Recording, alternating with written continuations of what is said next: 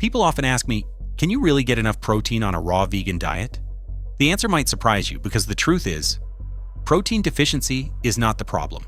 In fact, the real danger most people face today is protein excess. The protein myth. For decades, we've been told that the more protein we eat, the healthier and stronger we'll be. That message didn't come from science, it came from marketing. The meat and dairy industries have spent billions convincing us that we'll waste away without animal protein. But let's look at what nature actually says. Number 1. Breast milk. Nature's formula.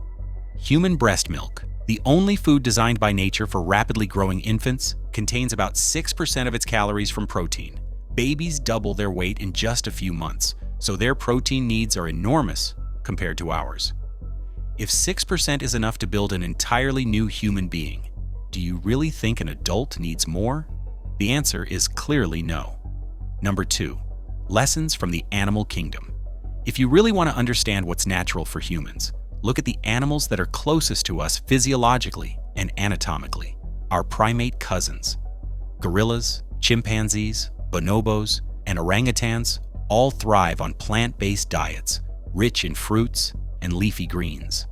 They're some of the strongest and most intelligent animals on the planet, and they build solid muscle and incredible strength without ever touching animal protein.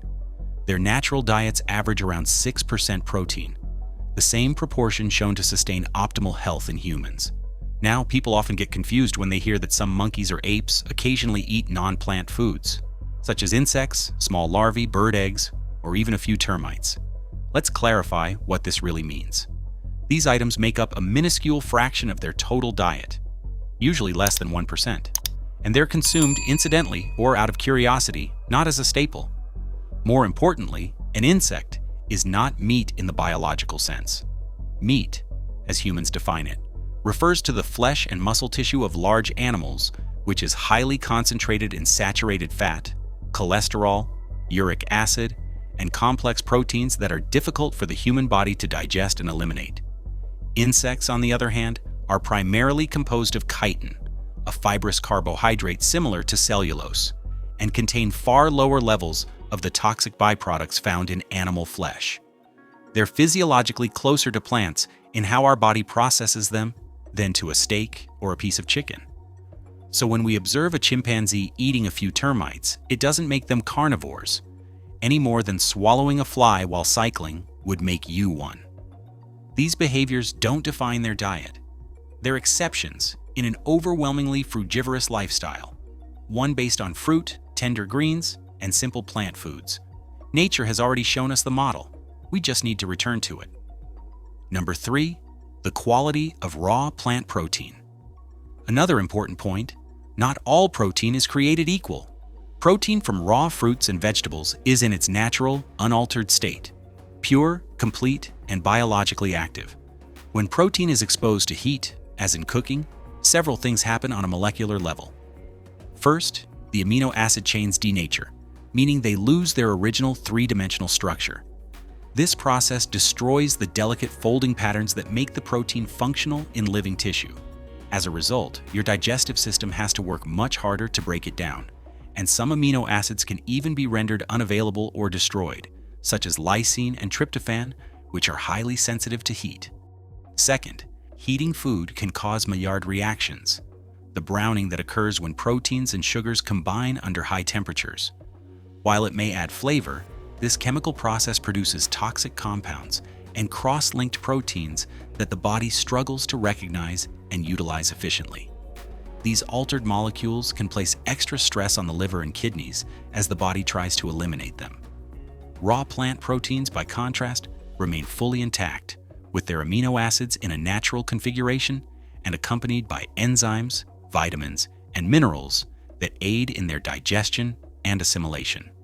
This means your body can absorb and utilize them more effectively, with minimal metabolic waste and no toxic byproducts.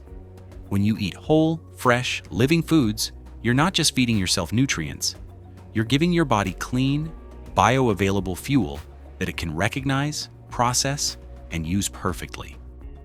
Number 4, the myth of more is better. It's essential to overthrow the idea that more is better when it comes to protein, or any nutrient for that matter, because it's simply not true. Think about it this way.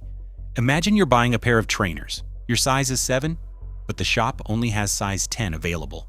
If someone told you, well, size 10 is more, so it's better, you'd immediately say, no, size 10 is not better. It's the wrong fit. The same logic applies to nutrition.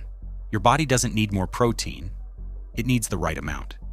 Protein-rich foods are highly acid-forming in the human body. Even plant foods that are high in protein, like legumes. By contrast, fruits and vegetables contain the perfect balance of protein and other nutrients to build and maintain a healthy, strong body, without creating an acidic or toxic environment. And here's something most people don't realize. Unless you live in areas where people are literally starving, true protein malnutrition, conditions like marasmus or kwashiorkor, simply doesn't exist. They occur from a lack of calories, not from eating too few grams of protein. Number 5. The real problem: protein overload. Have you ever seen anyone go to the doctor because of a protein deficiency? Of course not, because protein deficiency is a myth. What I have seen are people suffering the consequences of eating too much protein. Excess protein, especially from animal sources, is linked to autoimmune diseases, arthritis, liver and kidney problems, osteoporosis, neurological disorders, and even cancer. Let's face it, hospital beds in the Western world aren't filled with people who ate too little protein. They're filled with people who ate far too much. If you enjoyed this video, grab my free ebook, Raw Dinner Recipes. The link's in the description. Inside, you'll get oil-free, low-fat, raw vegan recipes you can make in under 10 minutes to boost your energy naturally. Download it now and start feeling the difference today. And let me know in the comments what topics you'd like to see next.